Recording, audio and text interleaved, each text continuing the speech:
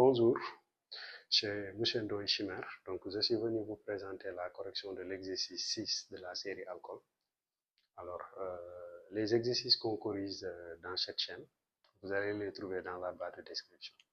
Alors, pour l'exercice 6, nous avons la combustion complète de 2 ml d'un alcool A dans 15 ml de dioxygène, donne du dioxygène et de l'eau. Petit 1, déterminer la formule brute de l'alcool A. Petit 2, donner les formules semi-développées ramifiées de l'alcool A et leur nom. Alors, on va commencer d'abord par la première question. Déterminer la formule brute de l'alcool. D'abord, on va écrire l'équation de la combustion complète d'un alcool en prenant la formule générale d'un alcool qui est CnH2n plus 2O. Alors ça, c'est les monoalcools aliphatiques. Je rappelle, donc là, on est en train de faire avec les monoalcools aliphatiques. Et cela veut dire que après combustion, en présence de O2, on obtient CO2 plus H2O. Donc, ça, c'est les coefficients stéchiométriques qui permettent d'équilibrer l'équation. On a derrière OH2O, on a N plus 1. Derrière O2, on a derrière CO2, on a N. Et derrière O2, on a 3N sur 2. Maintenant, on peut utiliser le bilan volumique puisque les volumes sont mesurés dans les mêmes conditions. Donc, on peut utiliser le bilan volumique. Ça va être beaucoup plus rapide que de passer par le bilan molaire. Même si vous passez par le bilan molaire, les volumes molaires vont se simplifier. Donc, on utilise le bilan volumique en mettant volume de l'alcool A sur 1 égale à volume de O2 sur 3N sur 2 égale volume de CO2 sur N égale volume de H2O sur N plus 1. Mais nous, ce qui nous intéresse ici, c'est seulement ces deux-là. Ça veut dire volume de l'alcool sur 1 égale à volume de O2 sur 3N sur 2.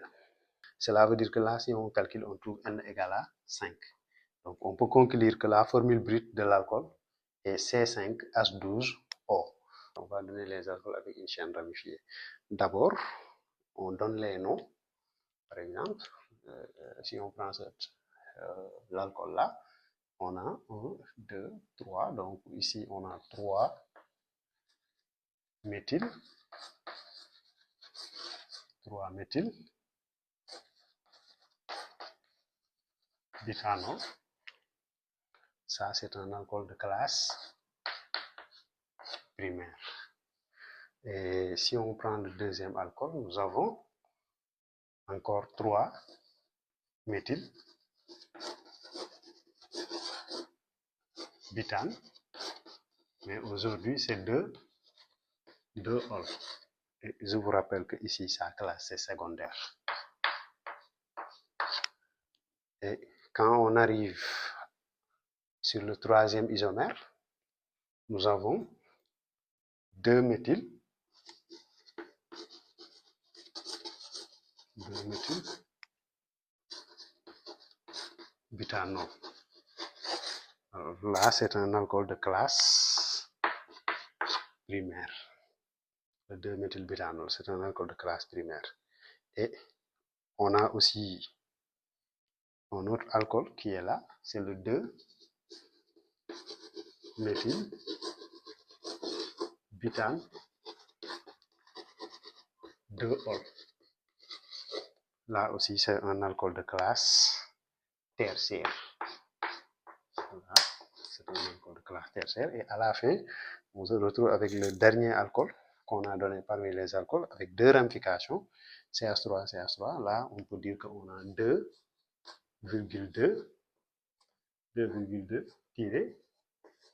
diméthyl 2,2 diméthyl propane. Et ça, c'est un alcool de classe primaire. Donc, voici les 5 alcools qu'on a avec la formule C5H12O. Je vous rappelle qu'on peut avoir plusieurs isomères, mais on nous a dit de donner les isomères ramifiés seulement. Donc, on se limite sur les isomères ramifiés qui sont là. Donc, on donne seulement les isomères à chaîne carbonée ramifiée. 3, on nous dit que le produit A est oxydé en milieu acide par le dichromate de potassium et on obtient un composé B qui réagit avec la 2,4 DNPH et sans action sur le réactif de Sif. Alors, cela veut dire quoi? Cela veut dire que l'oxydation de A, l'oxydation de A en présence de CR2 OZ2- donne un produit B. Mais le produit B que ça donne, on peut le tester pour voir si ça sera une cétone ou bien un aldéhyde. Alors, le test avec la DNPH est positif, mais le test avec le réactif de Sif est négatif. Cela veut dire qu'on peut conclure quelle est la fonction chimique du produit B.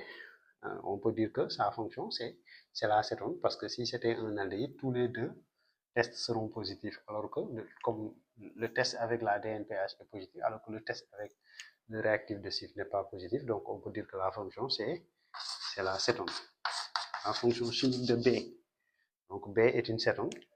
Alors si B est une cétone, on peut donner sa formule semi-développée, mais avant de donner sa formule semi-développée, on peut expliquer un peu ici. Pour avoir une cétone, l'acétone doit venir d'un alcool secondaire. Et parmi ces alcools qui sont là, quel est l'alcool secondaire? On avait 5 alcools. Le premier, c'est un alcool primaire. On ne peut pas prendre ça. Le deuxième, on voit que c'est un alcool secondaire, peut-être.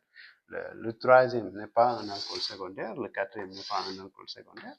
Et ainsi de suite. Donc, le seul alcool ici qui est un alcool secondaire, c'est cet alcool-là. Donc, c'est cet alcool qu'on va prendre comme étant notre alcool qui donne l'acétone. Donc, si on donne l'acétone, on doit se baser sur cet alcool. Alors, cela veut dire que on doit recopier la même chaîne tout en mettant ici CH3, C avec une ramification, et H. Ici, à la place de OH, je remplace par O double liaison et CH3. Alors ça, c'est la chaîne, c'est la formule semi-développée de l'acétone. Et que on peut donner son nom. Son nom sera quoi? 3-méthylbutane. Non, 3-méthylbutanone. Ça, c'est ça son nom, 3-méthylbutanone ou bien 3-méthylbutane 2-on. Mais on préfère mettre 3-méthylbutanone. On sait que forcément là, ça ne peut pas être à la position 3, donc 3-méthylbutanone. Si vous mettez 3-méthylbutane 2-on aussi, c'est bon. Alors, maintenant, on nous demande de donner la formule semi-développée de A. Donc, la formule semi-développée de A, on l'a identifiée ici. Il s'agit de CH3, CH3 avec OH et CH3. Cela veut dire que ici, nous avons son nom, c'est le 3-méthyl.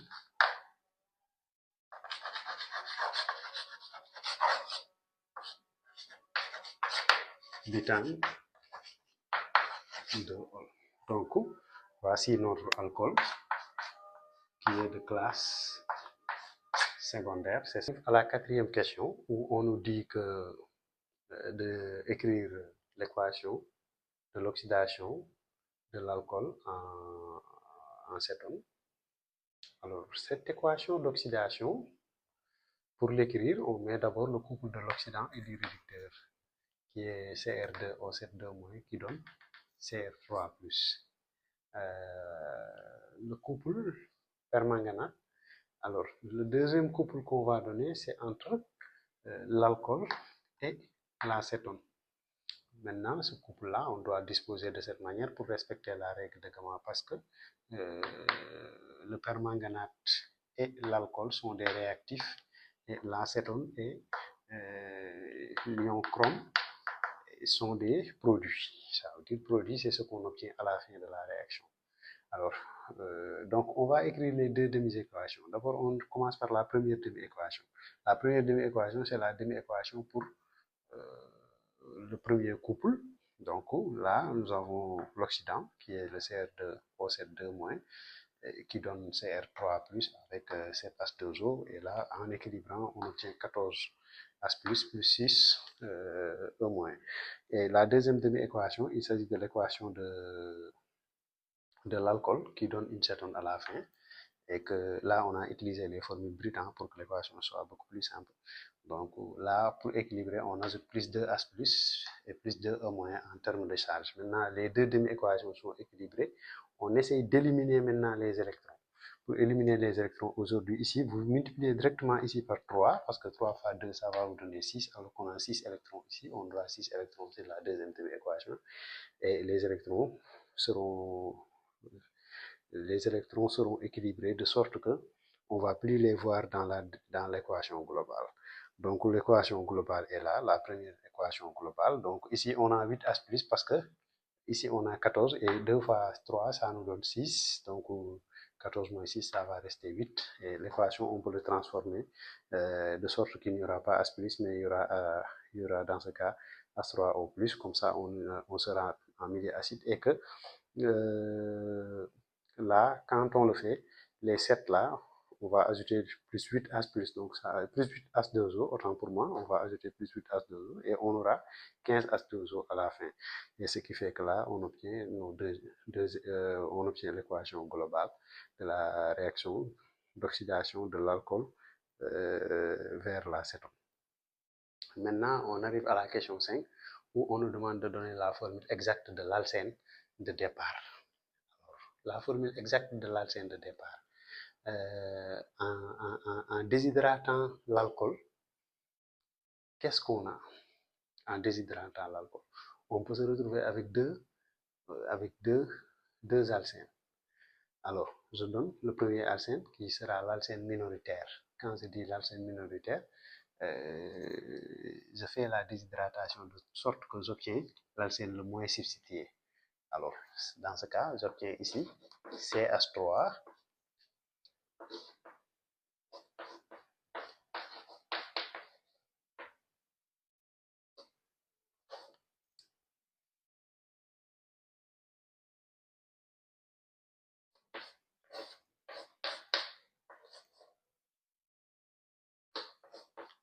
Voilà, j'ai enlevé le OH qui est là et un H ici. J'ai enlevé le OH qui est là et un H ici et je me retrouve avec cette alcène là. Alors, je vous dis que cette alcène, on l'appelle l'alcène minoritaire. Voilà, c'est l'alcène.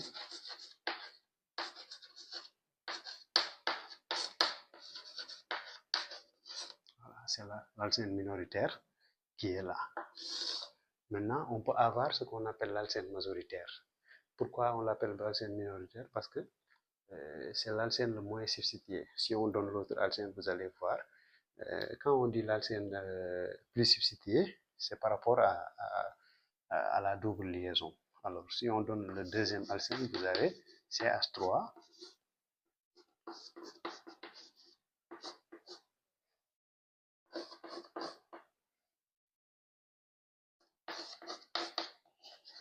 voilà, voici notre deuxième alcène. On a enlevé le OH qui est là avec le H qui est là. Et là, on obtient l'alcène majoritaire.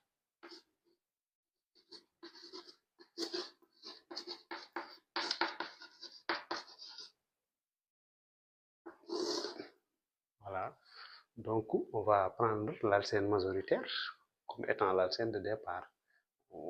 Parce que là, on va respecter ce qu'on appelle la règle de ZC. Et cette règle de ZC dit que lors de la déshydratation d'un alcool, autant pour moi, lors de la déshydratation d'un alcool, on obtient toujours l'alcène le plus substitué. Donc l'alcène le plus substitué, c'est cet alcène-là que je vais écrire ici encore. CH3, CH3, double liaison CH, CH3, dont le nom sera 2-méthyl, 2-méthyl, bit 2N, 2-méthyl bit 2N. Donc voici l'alcène de départ qui est l'alcène majoritaire qui respecte la règle de Zersev. Donc,